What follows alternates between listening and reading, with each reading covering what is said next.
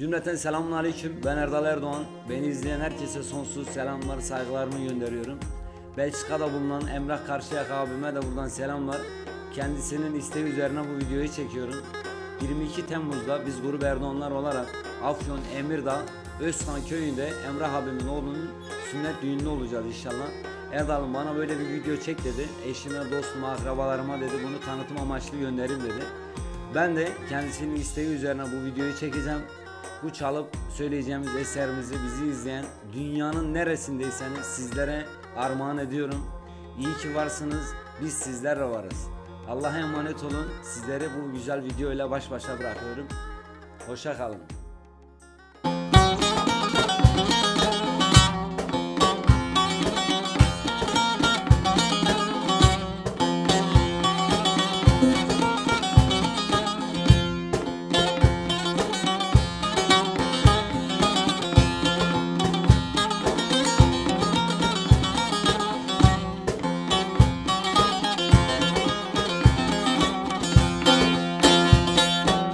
Canımdan çok sevmedim mi? Uğruna can vermedim mi? Gidip ele dert yanmış yar, la uymansız yaktı beni. Gidip ele dert yanmış yar, le le le le uymansız yaktı beni. Derdi neymiş, derdi neymiş? Onun benle derdi neymiş? Söyleyin o kitapsıza, onun benle derdi neymiş? Söyleyin o imansıza, le le le le onun benle derdi neymiş?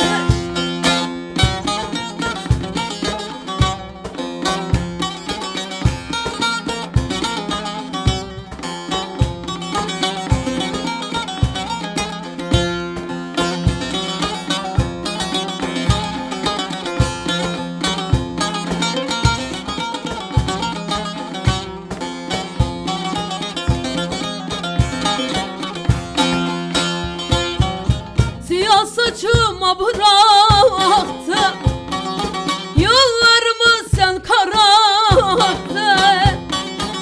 Evim ocağım yıkılsın, ben değilsen beni yaktın.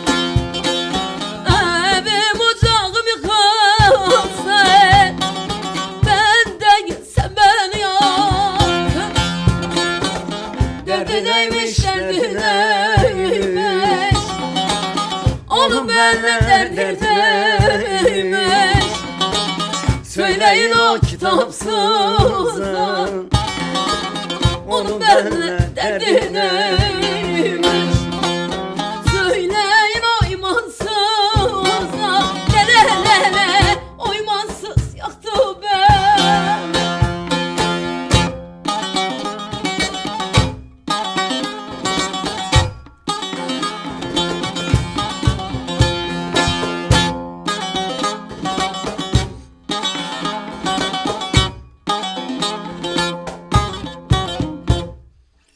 Bizi izleyen herkese sonsuz selamlar. Bu türkülerimiz sizlere gelsin. İyi ki varsınız. Yağmur abla yüreğine sağlık. Var olasın Doğan kardeşim. eline sağlık, vurma. Sağ ol. Allah'a emanet olun. Kendinize iyi bakın.